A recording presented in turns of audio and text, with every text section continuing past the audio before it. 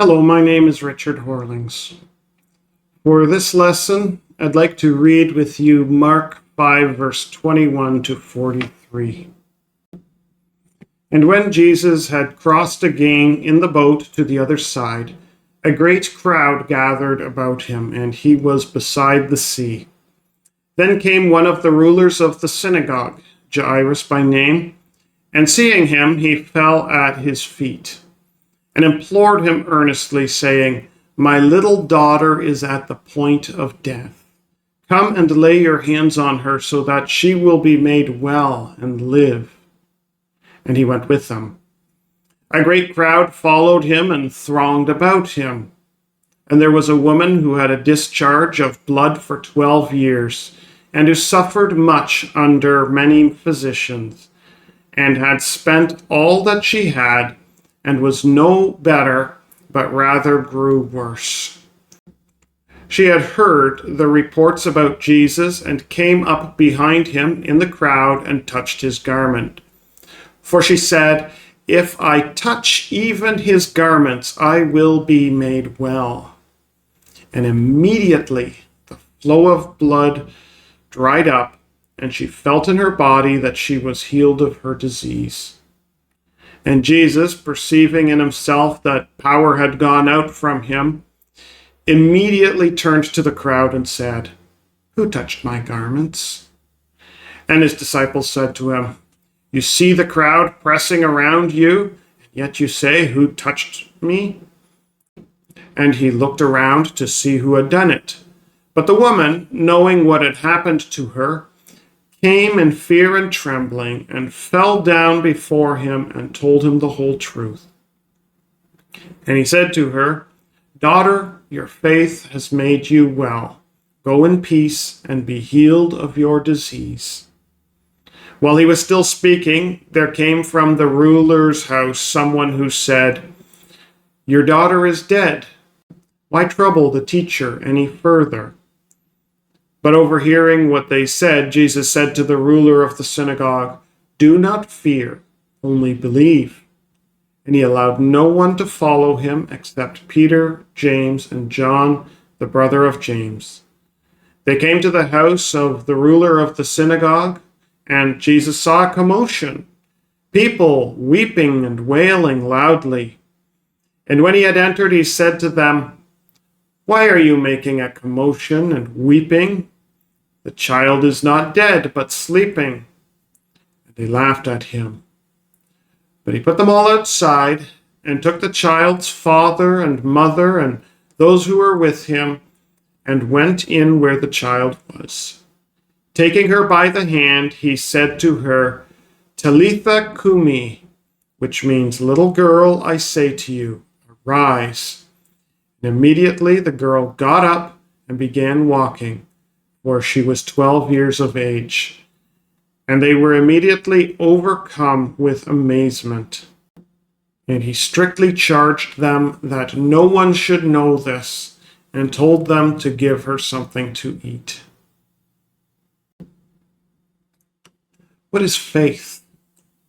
Why is faith important for Christians?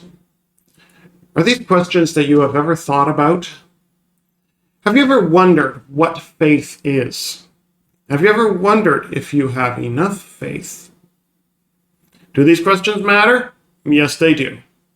Everyone needs to believe or to have faith to be saved. As Hebrews 11 verse 6 says, "And without faith it is impossible to please him. For whoever would draw near to God must believe that he exists and that he rewards those who seek him." A person cannot be saved without believing in Jesus Christ. A person can only go to heaven if he believes in Jesus Christ. A person can only experience the warm comfort of Jesus Christ by believing in him.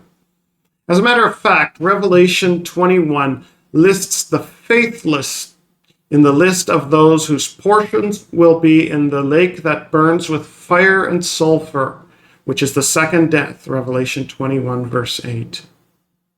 So faith in Jesus Christ is something that we all must have. There's no future for us if we do not put our faith in Jesus Christ. But can we do this? Are we doing this? Is everything well with us? Or does something need to change?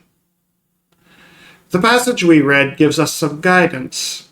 It contains the story of two people who put their trust in Jesus.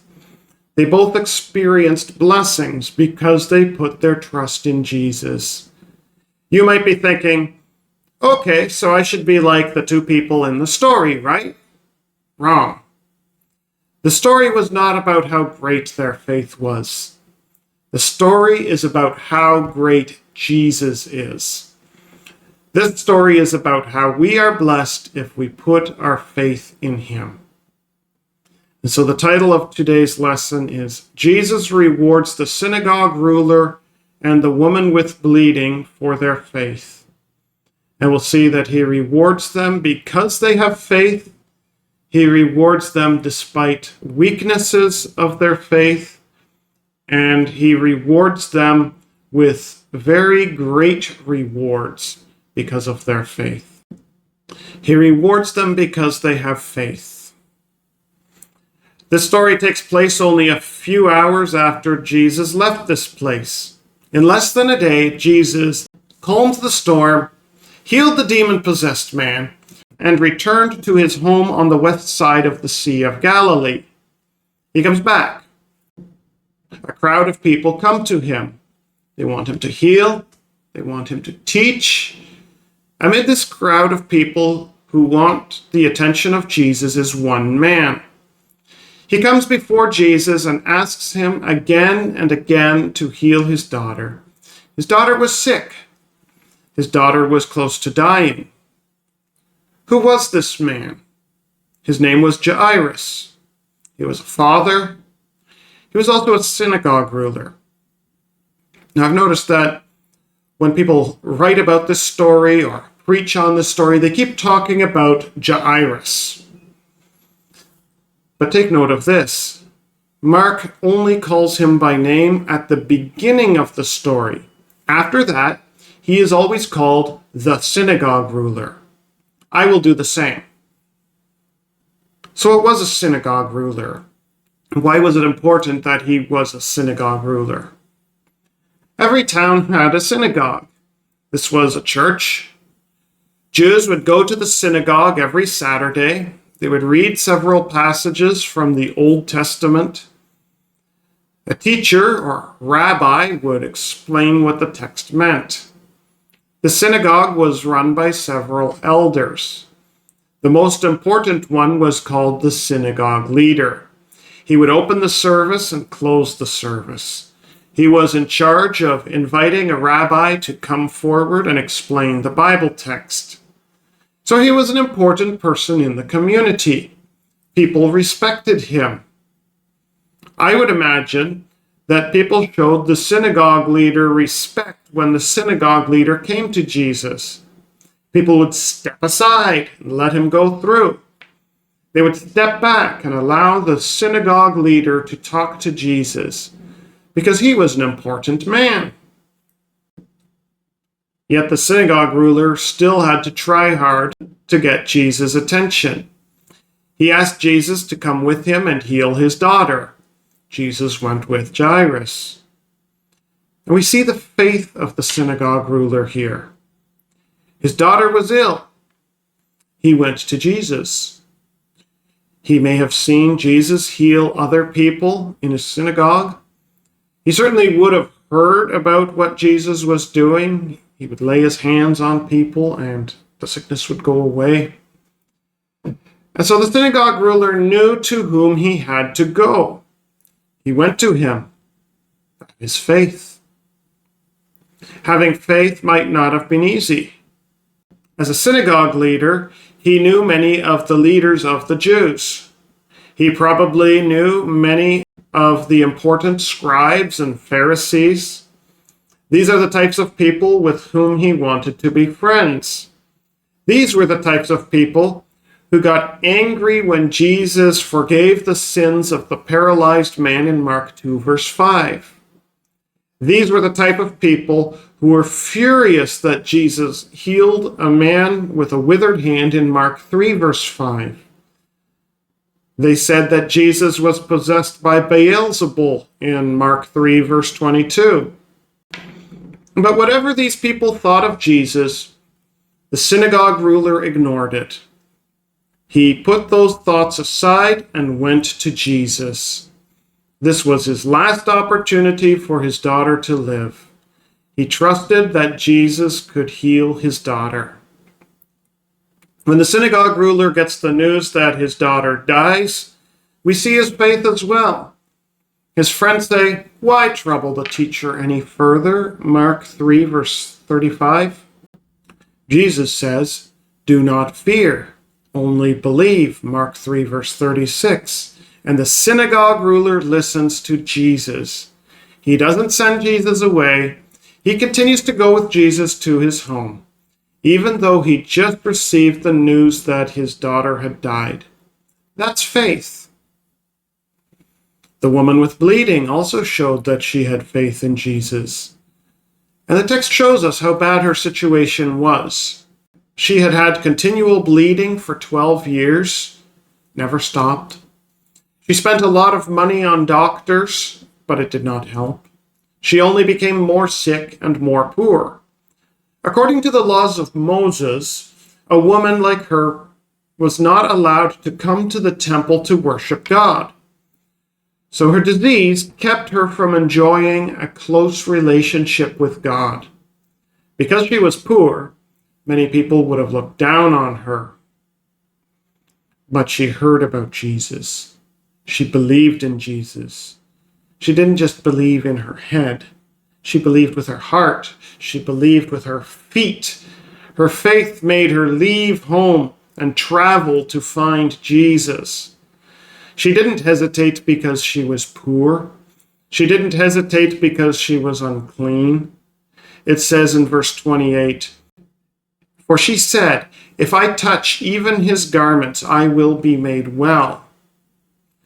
The Greek word used indicates that she kept on saying this. She repeated these words because she really believed them.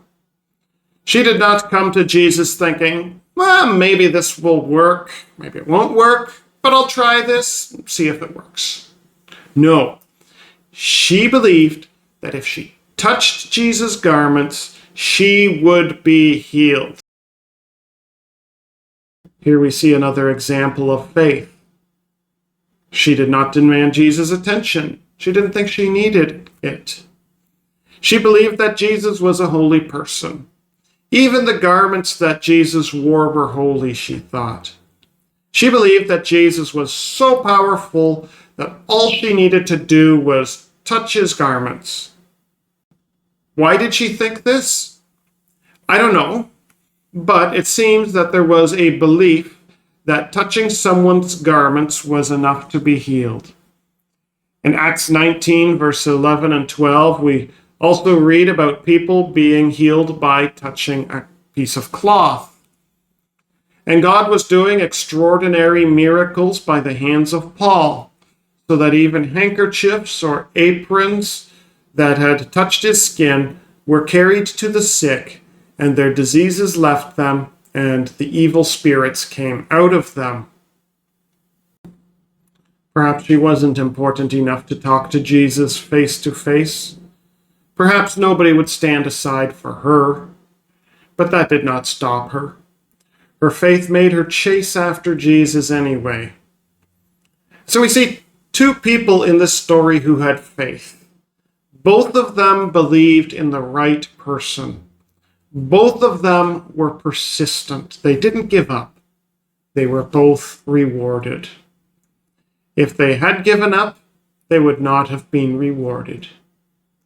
And so we see that Jesus rewards them despite the weaknesses of their faith. So all this does not mean that the synagogue ruler and the woman with bleeding had a perfect faith. I'd like to spend some time looking at their weaknesses. Now, I don't do this because I want to give a grade to their faith. But some people will look at this story and say, Jairus believed in Jesus, the woman believed in Jesus, be like them. But that's not the message of our text. Our text shows us that neither of them had a perfect faith. Let's look at the synagogue ruler again. Why did he come to Jesus? Did he come because he felt that Jesus was the best person out of many to heal his daughter? Did he go to Jesus instead of going to a doctor? No, he went to Jesus because he had no other choices. He had probably gone to the doctors already. His daughter was close to the end, it says. He went to Jesus because there was no other choice left. Jesus was actually his last choice. He also asked Jesus to lay hands on his daughter. He believed that Jesus could only heal by laying hands on a person. He did not believe that Jesus could heal someone from a distance like a certain Roman centurion did. He also did not believe that Jesus could heal his daughter after she died. When people come from his home with news about his daughter's death, they say, "Why trouble the teacher any further?" Mark 5, verse 35b. The synagogue ruler didn't say these words, but these words show what everyone in his home thought. And we should not expect that the synagogue ruler thought any differently. I can imagine that he had a conversation something like this earlier that day. I'm going to try to find Jesus and bring him here to heal my daughter. Now, if she dies, let me know, and I'll stop looking for the teacher and come back. Everyone thought that if Jesus arrived soon enough, the girl would live. If not, it'd be too late to do anything. The ruler of the synagogue did not understand how great Jesus' power was. We also see that when Jesus comes to the synagogue ruler's home, he is surrounded by unbelief.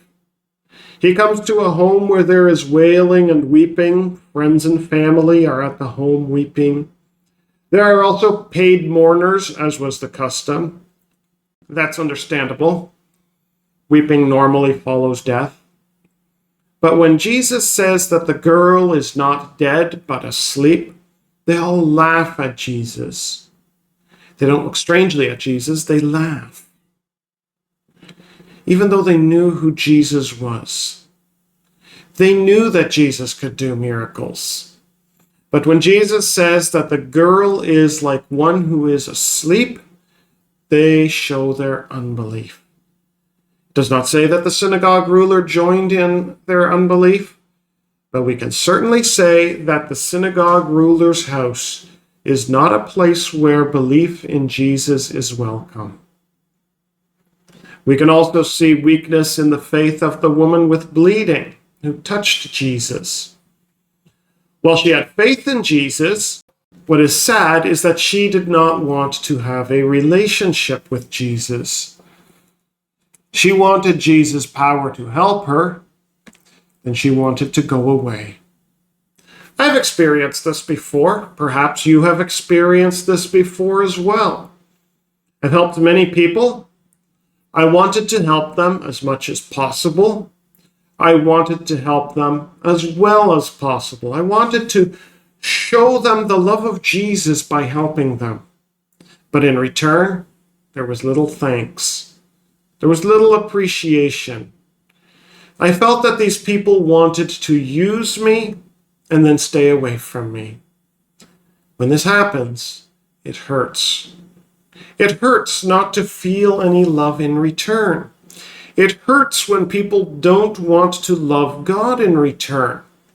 And that's what this woman did to Jesus. She wanted to use Jesus' power to become well. Why didn't she want a closer relationship with Jesus? Perhaps she wasn't interested. More likely, she thought that it was unlikely that she would receive Jesus' attention. Why would Jesus pay attention to her? She was not important. She was not clean. She was just another unimportant person in the crowd, she thought. She thought that she was not worthy of Jesus' attention. We also see that this woman is afraid when Jesus asked, "Who touched my garments?" Mark 5, verse 30. While she had faith that Jesus could heal, she was afraid when Jesus knew who she was. She did not trust that Jesus would use his power for good. I bring up all these things because I want you to think about your faith. Is your faith any better? Is your faith really strong like you think that it is? Or are you believing for selfish reasons? Or do you think that you are so unworthy that Jesus would not save you? If we take a look at our own faith, we realize that even when we are strongest in our faith is not free from sin. But that brings us to our third part. He rewards them with very great rewards because of their faith. The amazing thing is that Jesus gave complete healing to the synagogue ruler's daughter and to the woman with bleeding. Even though their faith was not perfect, Jesus rewards them for believing in him. The synagogue ruler's daughter is healed completely. Jesus did not even have to lay hands on her. He just told her to get up and helped her up. The woman with bleeding was healed of her bleeding instantly, even before Jesus talked to her. So we cannot say that the more faith a person has, the more a person is healed. In both cases, there was weaknesses in their faith, but there was nothing lacking in the healing. Jesus was not angry with the woman who touched him. That's what she was afraid of. Jesus turned to her and said, "Daughter, your faith has made you well. Go in peace and be healed of your disease." Mark 5, verse 34. He calls her daughter. He doesn't call her cousin or niece or younger sister. He calls her daughter, the closest relationship he could have with her. The woman feels unworthy to have a relationship with Jesus. She's afraid of Jesus, but Jesus seeks her out. Not to heal her, he's already done that. He seeks her out because he desires to have a relationship with her. He wants her to know that. Your faith has made you well. In other words, Jesus was not waiting until her faith was good enough. He healed her because she had faith. Go in peace. Jesus tells her that he is restoring peace, or as the Jews call it, shalom, to her life. Shalom means more than peace. It means that you are healthy, prosperous, and whole. Now that the bleeding was removed from this woman's life, she was healthy and whole again. Be healed of your disease. The word for disease is actually the word whipping. Her disease was as harsh as if she had been whipped. No longer was this disease a part of the woman's life. At the synagogue ruler's house, there was complete healing as well. The 12-year-old girl is healed. She's walking. She's hungry. Sick people usually stay in bed even as they slowly heal, and they don't eat much as they slowly heal. But this girl did. Because the synagogue ruler believed that Jesus could heal his daughter, his faith was rewarded with complete healing. Did they continue in faith?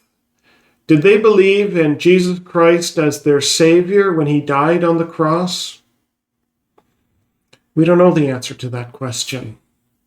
But we do know that if they believed, then they are with Jesus in paradise right now.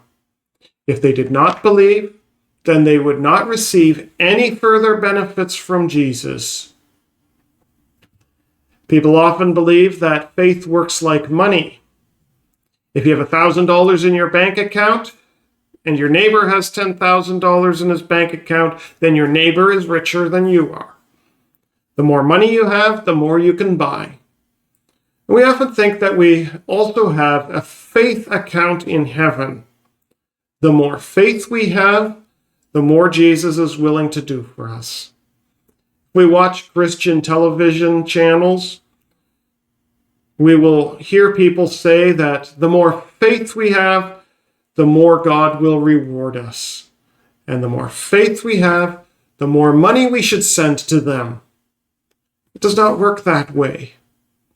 The most important thing is that you have faith. It has to be there. The most important thing is not the strength with which you hold on to Jesus.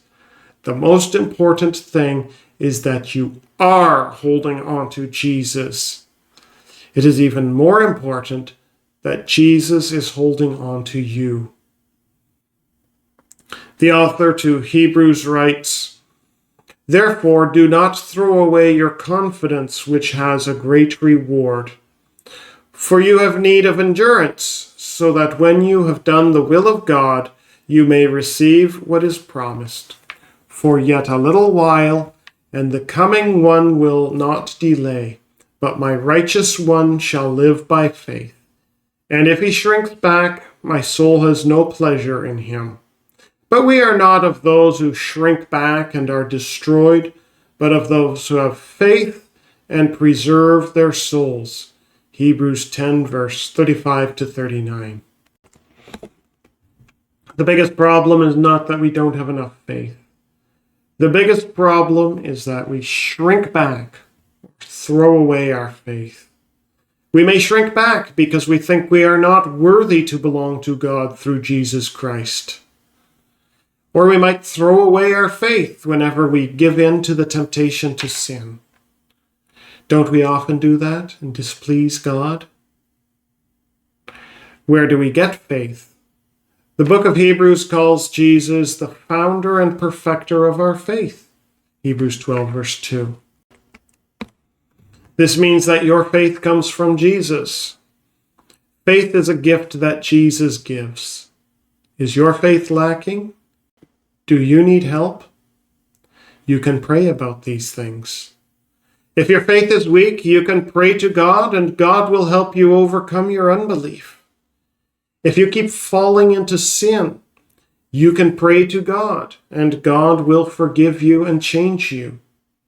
If you keep walking away from your faith, you can pray to God, and God will welcome you back. And you will receive a beautiful reward. Jesus called the woman daughter. Jesus calls anyone who believes his son or his daughter. You will belong to the kingdom. You will be greatly rewarded. May you believe and see that reward on a future day.